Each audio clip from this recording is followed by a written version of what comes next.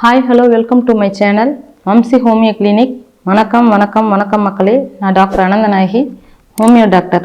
இன்றைக்கி நம்ம எதை பற்றி பார்க்க போகிறோன்னா மன அழுத்தம், அன்சைட்டி டிஸார்டர், அதை பற்றி பார்க்க போகிறோம். மன அழுத்தம் இப்போ 90% பீப்புள் இதனால் நிறைய அஃபெக்ட் ஆகிட்டு இருக்காங்க. மன அழுத்தமாக, இது நெஞ்சு வலியா, மாரடைப்பா, மனப்பதட்டமா அப்படிங்கிற அளவுக்கு நிறைய இப்போது டிஸ்கஷனில் போயிட்டுருக்கு. திடீர்னு பார்த்தீங்கன்னா நைட்டு பேஷண்ட் தூங்கிட்டு இருப்பாங்க. திடீர்னு பார்த்தீங்கன்னா ஏஞ்சி எனக்கு நெஞ்சு வலிக்குது, படபடன்னு வருது, வேர்த்து கொட்டுது அப்படின்னு சொல்லிட்டு ஓட வேண்டியது. அந்த நேரத்தில் ஏஞ்சி ஓடி கார்டியாலஜிஸ்ட்டை போகிறது, பெரிய பெரிய ஹாஸ்பிட்டலுக்கு போயிட்டு இசிஜி எடுக்கிறது, எக்கோ எடுக்கிறது, எல்லா டெஸ்ட்டும் எடுத்து பார்த்த பிறகு ஒன்றும் இல்லை அப்படின்னு வரும். அப்போ எதுக்கு தான் எனக்கு இது மாதிரி வருது அப்படின்னு கேட்குறப்போ அப்போ தான் நம்ம கண்டுபிடிக்க முடியும். எல்லா டெஸ்ட்டும் எடுத்துகிட்டு கார்டியாலஜிஸ்ட்டு சொல்லுவார், உங்களுக்கு இதயத்தில் எந்த பிரச்சனையும் இல்லை, நீங்கள் வேறு டாக்டரை பாருங்கள் அப்படின்னு சொல்லுவாங்க. அங்கே போயிட்டு எல்லா டெஸ்ட்டும் எடுப்பாங்க. வேறு ஏதாவது கிட்னியில் பிரச்சனை இருக்கா, லிவரில் ஏதாவது பிரச்சனை இருக்கா, பித்தப்பையில் பிரச்சனை இருக்கா, இல்லை வயிற்றில் ஏதாவது பிரச்சனை இருக்கா, சிடி ஸ்கேன், எம்ஆர்ஐ, எல்லா ஸ்கேனும் எடுத்துடுறது. எல்லாம் நார்மலாக இருக்கும். நம்ம பாக்கெட் காலியானது தான் மிச்சம் அப்படி இருக்கும். அதுக்கு என்ன காரணம்னா மன அழுத்த நோய் தான். மன அழுத்த நோய் இவ்வளோ சிம்டத்தை ஏற்படுத்துமா? கண்டிப்பாக ஏற்படுத்தும்பா. ஒரு சாதாரண ஒரு மன அழுத்த நோய் தீவிரமடைஞ்சு மனப்பதட்ட நோயாக மாறும். அதாவது ஒரு அன்சைட்டி டிஸார்டர் ஒரு பேனிக் அட்டாக்காக மாறும். அதாவது ஹார்ட் அட்டாக் மாதிரியே இருக்கும் சிம்டம்ஸ் எல்லாமே. நம்ம 10 தடவை கூட இசிஜி எக்கோ எடுத்திருப்போம், ஆனால் அதில் திருப்தி அடையவே மாட்டோம். திருப்பி எனக்கு இதயத்தில் தான் பிரச்சனை இருக்குது, இல்லை எனக்கு மூளையில் தான் பிரச்சனை இருக்குது, இல்லை நான் இப்போ ஐ ஆம் கோயிங் டு டை, நான் இப்போ செத்துருவேன், என் குடும்பத்தை பார்த்துக்க ஆள் கிடையாது, இந்த மாதிரி நிறைய புலம்பி தள்ளுவாங்க பேஷண்ட்டு. ஆனால் அவங்களுக்கு எதுவுமே இருக்காது, அவங்க சாகவும் மாட்டாங்க. ஆனால் அந்த பயம் அவங்கள விட்டு போகவும் போகாது. என் கிளினிக்கெல்லாம் ஒருத்தர் பேஷண்ட் வருவார், அது அப்படின்னு ஆரம்பிப்பார். என் ஃபார்மசிஸ்ட்லாம் தெரிச்சு ஓடிடுவா. ஏன்னா அது அந்த விஷயத்தையே அது வந்துங்கன்னு சொல்கிற விஷயத்தையே ஒரு நாளைக்கு 100 தடவையாவது என்கிட்ட சொல்லிடுவார். சம்டைம்ஸ் எனக்கே கொஞ்சம் ஜர்க் ஆகிடும். என்னடா அது, சரிங்க அப்படின்னு கேட்டால் அது அப்படிம்பாரு. இல்லைங்க, ஃபஸ்ட்டு நான் சொல்கிறத நீங்கள் கேளுங்க, உங்களுக்கு இருக்கிறது மன அழுத்தம், அது தெரியுதுங்க. நான் போய் இப்போ சைக்காட்ரிஸ்ட்டை பார்த்தேன், அவர் தூக்க மாத்திரை கொடுத்தாரு, நான் வாழ்நாள் முழுக்க அந்த தூக்க மாத்திரையை சாப்பிட்டுட்டு தான் இருக்கணுமா அப்படின்னு கேட்பாரு. இல்லை, இப்போ தூக்க மாத்திரை சாப்பிட்றதுனால உங்களுக்கு என்ன பிரச்சனை? இல்லைங்க, நான் படுத்தே இருக்கேன், எனக்கு உடம்புல பயமாக இருக்குது, எனக்கு ரொம்ப வேர்த்து கொட்டுது, சில்லுன்னு வருது, அந்த மாத்திரை சாப்பிட்டா எனக்கு மூளையில் கட்டி வந்துடும், அது மாதிரி பயமாக இருக்குது அப்படின்னு சொல்லுவார். அதெல்லாம் எதுவும் வராதுங்க.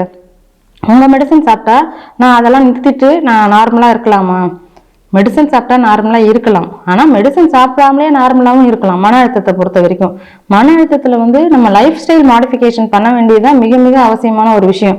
அதாவது மன அழுத்தம் எதனால் வருதுன்னு பார்த்தீங்கன்னா சிவியர் டிப்ரெஷன், அதாவது பணம் லாஸ் ஆகிருக்கலாம், இல்லை லவ் ஃபெயிலியர் ஆகிருக்கலாம், இல்லை நம்ம ஏதோ ஒரு விஷயத்தை ஓவர் திங்க் பண்ணியிருக்கலாம், நம்மளால் ஒரு இயலாமை, இல்லை குடும்பத்தில் ஏதோ ஒரு பெரிய இழப்பு, இல்லை நமக்கு நெருங்கிய ஒரு லவ் ஃபெயிலியர், அந்த மாதிரி நிறைய இருக்கிறப்ப பார்த்தீங்கன்னா இந்த மாதிரி மன அழுத்தம் கொஞ்சம் கொஞ்சமாக தீவிரமடைஞ்சு மனப்பதட்ட நோயாக மாறும்.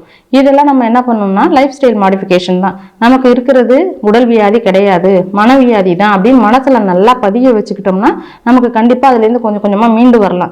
இப்போ திடீர்னு ஒருத்தவங்களுக்கு ஒரு டிப்ரெஷன் வருது அப்படிங்கிறப்ப அந்த பேஷண்ட் என்ன ஆகிடுவாங்கன்னா வேர்த்து கொட்டும், நெஞ்சு வலிக்கும், படபடப்பாக இருக்கும். உடனே அவங்க பயந்துருவாங்க, நம்ம சாக போகிறோம், நம்ம குடும்பத்தை யார் பார்த்துப்பா அப்படின்லாம் ஒரு மாதிரி நினைக்க ஆரம்பிச்சிருவாங்க.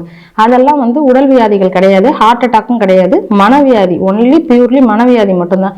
இது ஏன் வருது அப்படிங்கிறப்போ நம்ம அதிகமாக தீவிரமாக யோசிக்கிறப்ப என்ன ஆகும்னா நம்ம மூளையில் இருக்கிற இப்போ ஒரு கார்டிசால் அப்படிங்கிற ஒரு ஹார்மோன் செக்ரேட் ஆகும். இப்போ அட்ரினலின் என்ன பண்ண ஆரம்பிக்குன்னா ஒரு டேப்பை திறந்த மாதிரி லைட்டாக திறந்து வச்சுக்கும். அதுலேருந்து தண்ணி கொட்டுற மாதிரி அது அப்படியே கொஞ்சம் கொஞ்சமாக பரவி நம்ம உடல் முழுக்க பரவி நம்மளுக்கு நிறைய சிம்டத்தை ஃபார்ம் பண்ணி அப்படியே ஓடும்.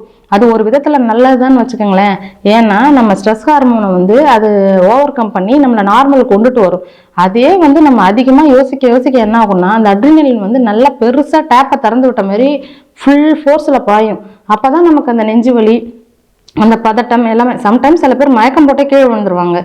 இப்போ நம்ம கிளினிக்கு பார்த்தீங்கன்னா ஒருத்தவங்க வந்தாங்க, அவங்க அவங்க ஒய்ஃபை கூட்டிகிட்டு வந்தாங்க. அக்கா, நான் ஃபாரினில் வேலை பார்க்குறேன், இவளால் பார்த்தீங்கன்னா இவ எப்போ பார்த்தாலும் நெஞ்சு வலி சொல்லிக்கிட்டு இருக்கா, சாப்பாடு செரிக்கலன்னு சொல்கிறா, தொண்டை அடைக்குதுன்னு சொல்கிறா, எனக்கு தூக்கமே வரமாட்டேதுன்னு சொல்கிறா, நைட்லலாம் ஏஞ்சி உட்காந்துட்டு எனக்கு ஃபோன் போட்டு அழறா, என்னால் நிம்மதியாக அங்கே வேலை பார்க்க முடியலக்கா, நான் நிறைய போய் காமிச்சிட்டேன், சைக்காட்ரிஸ்ட்டை காமிச்சிட்டேன், அவள் சாப்பிட்றப்ப தூங்கிக்கிட்டே இருக்கா, குழந்தைங்க வேற இதனால பெருசாக பாதிக்கப்படுறாங்கக்கா, ஏதாவது பண்ணுங்க அப்படின்னு சொன்னார். சரிப்பா அப்படின்னு சொல்லிட்டு அவங்களுக்கு அட்வைஸ் கொடுத்தேன். அம்மா இங்கே பாரு, அவர் 6 மாதத்துக்கு ஒரு தடவை உங்களுக்காகவே வந்துட்டு இருக்காரு, 2 வருஷம் வீசால போறாரு. நீ உங்களுக்காக 6 மாதத்துக்கு ஒரு தடவை வந்துச்சுன்னா சம்பாதிக்கிறது எப்படிப்பா, குடும்பத்தை எப்படிப்பா ரன் பண்ண முடியும் அப்படின்னு. இல்லைக்கா, நான் நினைக்கிறேன், என்னையே நான் சரி பண்ணிக்கணும்னு நினைக்கிறேன், ஆனால் என்னால் முடியலை. நான் ஒன்றும் இல்லை, நினைச்சாலும் அடுத்த செகண்ட் வந்து எனக்கு தெரியாமலே அது வந்துடுதுக்கா அப்படின்னாங்க. இல்லைப்பா நீ மெடிசன் சாப்பிடு அப்படின்னு சொல்லிட்டு ஹோமியோபதியில் மெடிசன் கொடுத்து அனுப்புனேன் நான். கொஞ்சம் பரவாயில்லக்கா, எனக்கு தொண்டையெல்லாம் வந்து அடைக்கிற மாதிரி இல்லை, எனக்கு கேஸ் ட்ரபிள்லாம் இல்லை, கொஞ்சம் தலை சுத்தெல்லாம் குறைஞ்சிருக்கு அப்படின்னாங்க. கண்டினியூஸாக 1 இயருக்கு ட்ரீட்மெண்ட் கொடுத்தேன். Perfectly alright. அவங்க மன அழுத்தத்துலேருந்து மீண்டு வந்து ரொம்ப சந்தோஷமா இருக்காங்க. இப்போ அவங்க வீட்டுக்காரர் வந்து ஃபாரின்லேருந்து ஃபோன் பண்ணி, அக்கா ரொம்ப நன்றி, இப்போ நான் 2 வருஷமா இங்கே இருக்கேன்னா அதுக்கு நீங்கள் தான் காரணம், உங்களுக்கு ஏதாவது வேணும்னா கேளுங்க, நான் வாங்கிட்டு வரேன்க்கா. இல்லைப்பா வேண்டாம், உங்கள் அன்பே எனக்கு போதுமானது அப்படின்னா, இல்லை நாங்கள் கண்டிப்பாக உங்களுக்கு ஏதாவது செஞ்சே ஆகணும், வர்றப்ப நாங்கள் கண்டிப்பாக உங்களுக்கு என்ன ஐஃபோன் வேணுமா, இல்லை வேற என்னக்கா வேணும் சொல்லுங்க, நான் கண்டிப்பாக வாங்கிட்டு வந்து தரேன் அப்படிங்கிறாரு. இந்த அன்பு வந்து நமக்கு போதுமான ஒன்று, சரிங்களா? அதனால மனப்பதட்டத்தை பற்றி பயப்படாம நீங்க எல்லாத்துக்குமே ஒரு நிரந்தர தீர்வு உண்டு.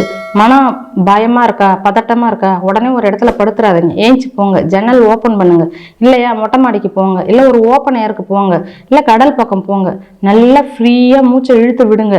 நமக்கு எந்த வியாதியும் இல்லை, இருக்கிறது மனவியாதி தான், உடம்புல எந்த வியாதியும் இல்லைன்னு சொல்லுங்க. தானா அந்த சிம்டம் செட்டில் ஆயிடும். அந்த அட்ரினலின் சுரக்கிறத கம்மி பண்ணி நம்ம உடம்பும் மனமும் ரொம்ப ரிலாக்ஸ் ஆகி நம்ம ஹாப்பியா இருப்போம்.